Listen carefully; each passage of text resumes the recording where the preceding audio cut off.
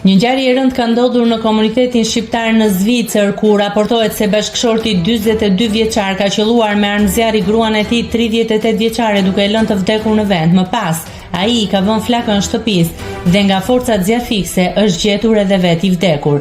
I dyshuari, sipas mediave në Kosovë, është Ramiz Berisha nga komuna e Malishevës, edhe gruaja e tij, por që identiteti nuk bëhet i ditur, është po nga i njëjti fshat i kësaj komune të Kosovës.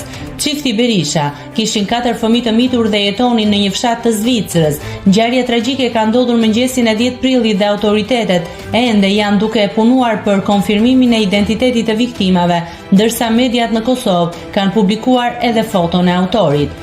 Kanë qenë banorët e fshatit të cilët kanë dëgjuar të shtëna me armëzjarri dhe kanë parë shtetazin në Ramiz Berisha duke dalë nga shtëpia. Më pas ai është rikthyer sërish brenda, ku mendohet se pasi ka vrarë bashkëshorten, i ka vënë zjarrin shtëpisë dhe është djegur edhe vet brenda.